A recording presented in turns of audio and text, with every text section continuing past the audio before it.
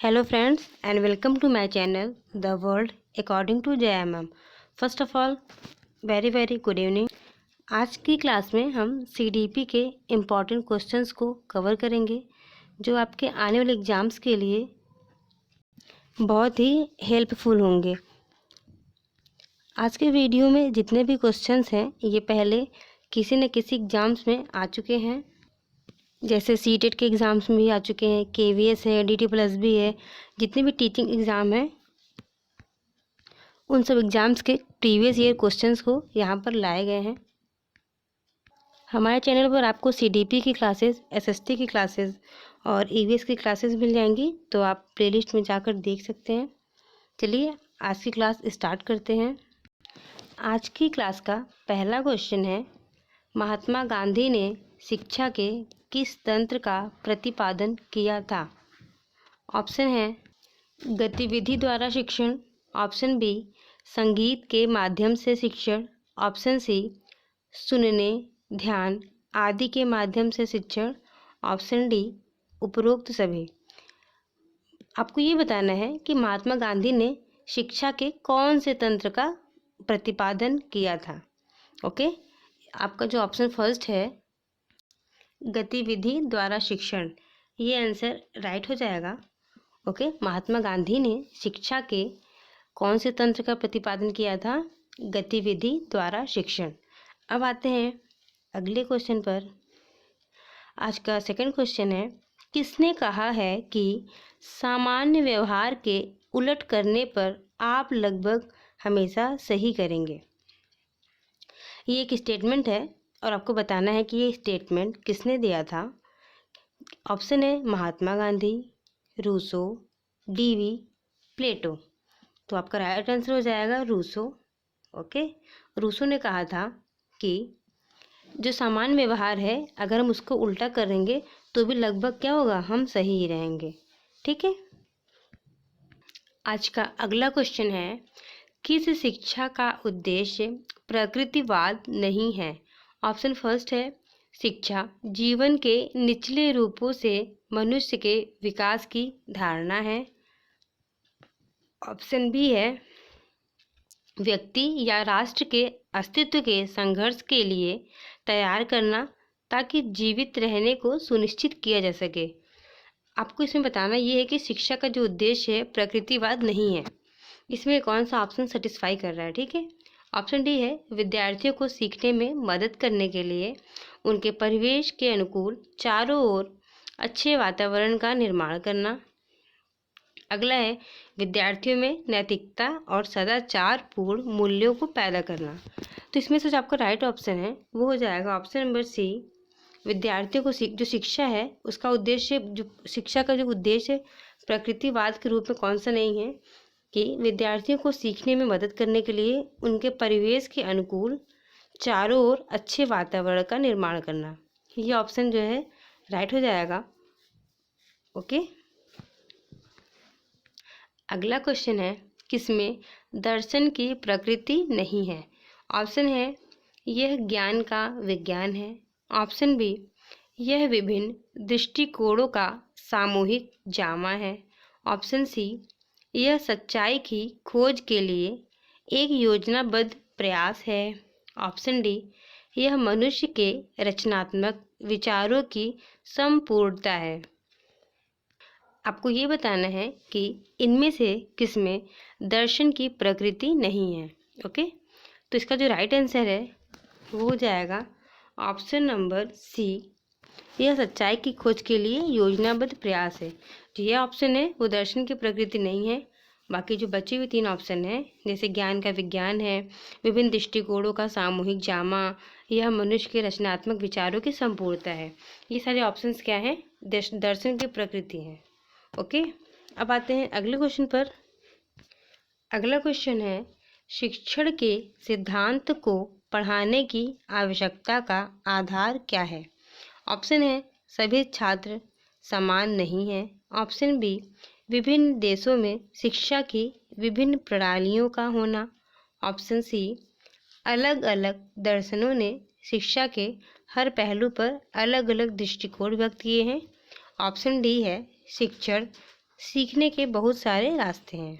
तो आपको बताना है कि शिक्षा के सिद्धांत को जो पढ़ाने की आवश्यकता है उसका आधार क्या है। उसका आधार यही होना चाहिए कि अलग अलग दर्शन ने शिक्षा के हर पहलू पर अलग अलग दृष्टिकोण व्यक्त किए हैं। ऑप्शन नंबर सी राइट हो जाएगा।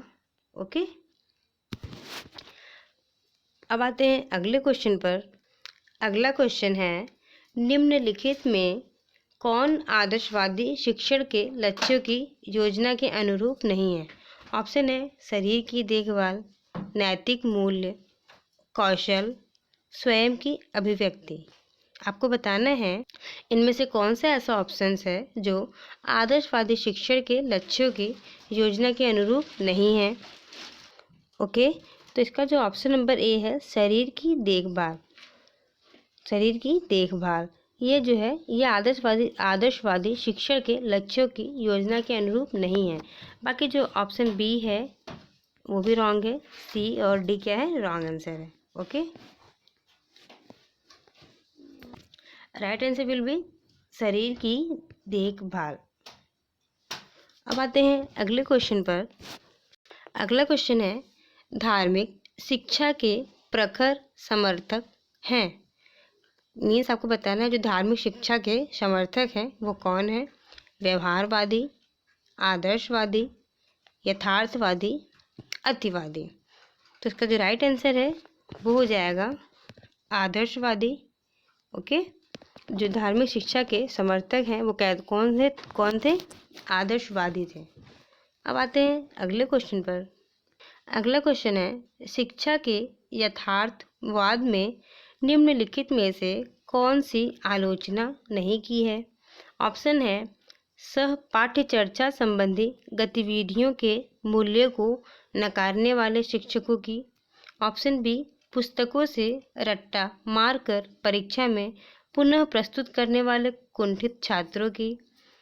ऑप्शन सी है स्कूल को ऐसे तरीके से संगठित करना जो नागरिकों के व्यावहारिक प्रशिक्षण के लिए अनुकूल हो। ऑप्शन डी शिक्षण जो बच्चों को जीवन से दूर ले जाता है। आपको बताना है कि ये जो चार ऑप्शन दिए गए हैं इनमें से शिक्षा के यथार्थवाद में कौन सा ऑप्शन ऐसा है जो आलोचना नहीं करता है। तो इसका जो राइट आंसर है वो ऑप्शन नंबर सी हो जाएगा कि स्कूलों को ऐसे तरीके से संगठित करना जो नागरिकों के लिए व्यावहारिक प्रशिक्षण के लिए अनुकूल हो। ठीक है, हमें व्यावहारिक प्रशिक्षण नहीं करना है, ये नहीं कि हाँ बच्चों पर कोई नया लैंग्वेज थोप देना है, ऐसा कुछ भी नहीं करना है। ऑप्शन ए कह रहा है सह पाठ्य चर्चा संबंधी गतिविधियों के मूल्य को नकारने वाले शिक्षकों की। तो हमें ऐसा भी नहीं करना है, उनके मूल्य को नकारना है। ओके, थर्ड है पुस्तकों को रट्टा नहीं मरवाना है। थर्ड है शिक्षण जो बच्चों को जीवन से दूर ले जाए। तो हमें ऐसी शिक्षा नहीं देना है जो बच्चों को जीवन से दूर ले जाए। ओके, इसलिए जो ऑप्शन नंबर सी है वो राइट हो जाएगा। क्या, स्कूलों को ऐसे तरीके से संगठित करना जो नागरिकों के लिए व्यवहार प्रशिक्षण के लिए अनुकूल हो। ओके, अब आते हैं अगले क्वेश्चन पर। शिक्षण में मानव क्षमता का विकास क्या है। ऑप्शन है व्यक्तिगत उद्देश्य, सामाजिक उद्देश्य, व्यक्तिगत और सामाजिक उद्देश्य या फिर विशिष्ट उद्देश्य। तो शिक्षण में जो मानव क्षमता का विकास है वो व्यक्तिगत और सामाजिक दोनों उद्देश्य हैं। ठीक है, तो ऑप्शन नंबर सी राइट हो जाएगा। अब आते हैं अगले क्वेश्चन पर। अगला क्वेश्चन है शिक्षा के उद्देश्य बच्चों को भविष्य के जीवन के लिए तैयार करना है। इस तैयारी के तहत बच्चों को, अब ऑप्शन है आपके पास, कुछ उपयुक्त व्यवसाय के बारे में बताया जाता है, कुछ विशेष पाठ्यक्रम का अध्ययन कराया जाता है, भविष्य में जीवन में होने वाले सभी प्रकार की कठिनाइयों और परिस्थितियों का सामना करवाना, या फिर एक सुखी विवाहित जीवन के लिए प्रशिक्षित करना। आपको बताना है कि शिक्षा का जो क्या उद्देश्य है जो बच्चों को भविष्य में जीवन के लिए तैयार करता है। तो इसके लिए हमें बच्चों को क्या करवाना चाहिए, तो व्यवसाय के बारे में बताना चाहिए नहीं, कुछ विशेष पाठ्यक्रम का अध्ययन कराया जाना चाहिए ये भी नहीं। ऑप्शन में जो सी है कि भविष्य में जीवन में होने वाली सभी प्रकार की कठिनाइयों और परिस्थितियों का बच्चों को सामना करना आना चाहिए। ऑप्शन नंबर सी जो है वो राइट हो जाएगा। और जो ऑप्शन डी है, एक सुखी विवाहित जीवन के लिए प्रशिक्षित करना, तो ये भी ऑप्शन क्या हो जाएगा, रॉन्ग हो जाएगा। Okay, overall your option number C is right answer. Okay, अब आते हैं अगले क्वेश्चन पर। अगला क्वेश्चन है, मनुष्य जन्म से स्वतंत्र होता है लेकिन हर जगह जंजीर से बंधा रहता है, यह कथन किसने दिया है? ऑप्शन है आपके पास, अब्राहम मास्लो ने, नेक्स्ट है जीन जैक्स रूसो ने, ऑप्शन डी सी है जॉन डीवी, या फिर ऑप्शन डी है WII किलपैट्रिक। तो इसका जो राइट आंसर है वो हो जाएगा रूसो। ओके, रूसो ने ही कहा था कि जो मनुष्य है वो जन्म से तो स्वतंत्र होता है लेकिन हर जगह वो जंजीर से बंधा रहता है। ये बहुत ही अच्छा स्टेटमेंट है और इसे दिया किसने था? रूसो ने दिया था। अब आते हैं अगले क्वेश्चन पर। अगला क्वेश्चन है, ऐतिहासिक मीन्स ऐसा क्या है जो ऐतिहासिक घटक का मूर्त रूप प्रदान करता है? यह दैनिक जीवन के लिए एक साधन है, स्थानों से संबद्ध है, जिसमें लोग आदिकाल से पारस्परिक क्रिया करते हैं, और यह परिवार, स्कूल, जिले, स्कूल की कक्षा और सामूहिक सभा में सामूहिक सभा के संदर्भ में विद्यमान है। ऑप्शन है धर्म, चिकित्सा, संस्कृति और भाषा। तो जो भाषा होता है वही क्या है? ऐतिहासिक घटक का मूर्त रूप। मिस जो भी घटना होती है उसको हम जब सिखाते हैं, बताते हैं, तो भाषा के माध्यम से उनको मूर्त रूप प्रदान करते हैं। और ये दैनिक जीवन का सबसे अच्छा साधन है। ये स्थानों से संबंधित है जिससे लोग आदिकाल से करते हैं, पारस्परिक क्रिया करते हैं। और ये जो परिवार, स्कूल, जिले, स्कूल की कक्षा, इन सब में क्या है? विद्यमान है। ओके, तो जो ऑप्शन नंबर सी है वो राइट हो जाएगा। अगला क्वेश्चन, किस दार्शनिक का विचार है कि शिक्षा मानव विकास के सिद्धांत पर आधारित होनी चाहिए? ऑप्शन है डीवी, वाटसन, रूसो, थॉर्नडाइक। आपको बताना है इनमें से कौन से ऐसे दार्शनिक हैं जिनका ये कहना है कि जो शिक्षा होती है वो मानव विकास के सिद्धांत पर आधारित होनी चाहिए। जो ऑप्शन नंबर सी है वो राइट हो जाएगा। ये कहना किसका है? रूसो का ही कहना है। ओके, कि जो शिक्षा होती है वो कैसी होनी चाहिए? मानव विकास के सिद्धांत पर आधारित होनी चाहिए।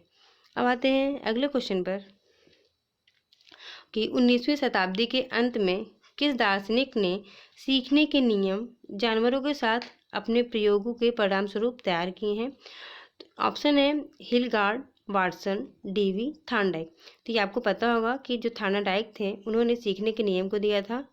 ओके, और जानवरों पर क्या किया था? इस पर परीक्षण किया था। तो इस तरह से जो ऑप्शन नंबर सी है वो राइट हो जाएगा, एडवर्ड थॉर्नडाइक। ओके, अब आते हैं अगले क्वेश्चन पर। सफल शैक्षिक तथा डैश विधियों के आवेदन से विकसित होती हैं। क्या विकसित होती हैं? ऑप्शन है एनालॉग, वैज्ञानिक, आभासी, तकनीकी। तो सफल शैक्षिक प्रथा जो है वो वैज्ञानिक विधियों के आवेदन से विकसित होती हैं। Okay, option number B is right answer. अब आते हैं अगले क्वेश्चन पर। अगला क्वेश्चन है, मानव विकास के अध्ययन में आनुवंशिक विधि का उपयोग किया जाता है। तो जो मानव विकास है उसमें आनुवंशिक विधि का उपयोग किस तरह से किया जाता है? क्षैतिज, लंबवत या फिर क्षैतिज लंबवत दोनों। तो इसका जो राइट आंसर है वो हो जाएगा क्षैतिज तथा लंबवत दोनों। ये क्या है? ये सब सीखने के नियम है, सीखने का। ठीक है, अब आते हैं अगले क्वेश्चन पर। अगला क्वेश्चन, संघीय विश्वविद्यालयों के मामले में पाकिस्तान का राष्ट्रपति है कौन होता है? प्रशासक, कुलपति, रेक्टर, प्रभारी। तो संघीय विश्वविद्यालय के मामले में जो पाकिस्तान का राष्ट्रपति है वो कौन है? कुलपति। अब आते हैं अगले क्वेश्चन पर। शिक्षा में बौद्धिक उद्देश्य पर किस देश में जोर दिया गया? ऑप्शन है भारत, ग्रीक, स्पार्टा, एथेनिया। इनमें से जो ग्रीक कंट्री है उन्होंने क्या किया है? बौद्धिक उद्देश्य पर शिक्षा में जो बौद्धिक उद्देश्य है उस पर जोर दिया है। Option number B is right answer. अब आते हैं अगले क्वेश्चन पर। अगला क्वेश्चन है, मुझे 1 दर्जन स्वस्थ बच्चे दे दो, मैं उन्हें डॉक्टर, न्यायाधीश, भिखारी और यहाँ तक कि चोर भी बना सकता हूँ। यह कथन किसने कहा था? ऑप्शन है जेबी वॉटसन, हल, जंग या फिर गुथरी। तो इसका जो राइट आंसर है वो हो जाएगा जेबी वॉटसन। जेबी वॉटसन जो थे एक साइकोलॉजिस्ट थे। उनका ही कहना था कि बच्चे को जैसा हम इन्फॉर्मेंट देते हैं वो उसी के हिसाब से ढल जाते हैं। इसीलिए उन्हें बोलते थे वो कि मुझे 1 दर्जन स्वस्थ बच्चे दे दो और मैं उन्हें जो चाहूँ वो बना दूँ, चाहे वो डॉक्टर हो, न्यायाधीश, भिखारी, मीन्स चोर भी बना सकते हैं। जैसा उनको इन्वायरमेंट दिया जाएगा वो वैसे हो जाएंगे। अगला क्वेश्चन, शिक्षा में आप नहीं करोगे। जो को एजुकेशन होता है उनमें ऐसा कौन सा ऑप्शन है जो आप नहीं करेंगे? फर्स्ट है लड़के और लड़कियों की अलग अलग पंक्तियाँ, ये तो बनवाया जाएगा। अगला है आप लड़कियों से लड़कों को प्राथमिकता देंगे, नहीं, कंपैरिजन नहीं करेंगे, मीन्स दोनों को इक्वल प्रायोरिटी देनी है। आप किसी को वरीयता नहीं देंगे, क्यों नहीं देंगे? आप लहजा के अनुसार सलूक करेंगे, नहीं, हमें सबके साथ एक जैसा व्यवहार करना है। तो इसमें से हम कौन सा ऑप्शन नहीं करेंगे? जो बी वाला है वही नहीं करेंगे। ओके, तो राइट आंसर कौन सा हो जाएगा? Option number B. अब आते हैं अगले क्वेश्चन पर। व्यक्तिगत को सामाजिक बनाने के बुनियादी सिद्धांतों में से एक है धर्म, शिक्षा, जाति, अनुकरण। तो ये जो शिक्षा होता है, ऑप्शन नंबर सी, वो क्या है? व्यक्तिगत को सामाजिक बनाने के बुनियादी सिद्धांतों में से एक है। अगला है अच्छी पढ़ाई का लक्ष्य विकसित करना है। जो अच्छी पढ़ाई होती है उसका लक्ष्य क्या विकसित करना है? समझ। सभी प्राणियों में समझ होता है, चाहे वो ह्यूमंस हो, एनिमल्स हो, कोई भी हो। और जो उच्चारण, नहीं। संवेदनशीलता, नहीं। अब आपको बताना ये है कि अच्छी पढ़ाई का जो लक्ष्य है वो क्या विकसित करता है? सामरिक ज्ञान में वृद्धि। ओके, अगला क्वेश्चन, निम्नलिखित में से कौन सी शिक्षा प्रणाली वैज्ञानिक प्रगति का समर्थन करती है? ऑप्शन है यथार्थवाद शिक्षा, आदर्शवादी शिक्षा, प्राकृतिक शिक्षा, इनमें से कोई नहीं। तो जो आपका ऑप्शन है फर्स्ट, यथार्थवादी शिक्षा, तो वही जो है वही शैक्षिक शिक्षा प्रणाली वैज्ञानिक प्रगति का समर्थन करती है। जो यथार्थवाद शिक्षा प्रणाली है वही क्या करती है? वैज्ञानिक प्रगति की शिक्षा का समर्थन करती है। अगला क्वेश्चन और ये लास्ट क्वेश्चन है, छात्रों को जीवन में सफलता पाने के लिए प्रेरित कैसे किया जाना चाहिए? ऑप्शन है चुनाव अध्ययन, आकस्मिक अध्ययन, गहन अध्ययन, सस्वर पाठन द्वारा सीखना। तो छात्रों को अपने जीवन में सफलता पाने के लिए गहन अध्ययन करना चाहिए। ओके, वीडियो अच्छा लगा तो लाइक कीजिएगा, अपने दोस्तों के साथ शेयर कीजिएगा और अगर चैनल पर नए हैं तो सब्सक्राइब कीजिएगा। ओके, ऐसे ही हम इम्पॉर्टेंट सीरीज के क्वेश्चंस लाते रहेंगे। आप हमारे वीडियोस को ज़रूर देखा करिए और अपने सफलता को सुनिश्चित करिए। वीडियो को सब्सक्राइब करके, चैनल को सब्सक्राइब करके बेल आइकन को दबाना ना भूलें। Thank you.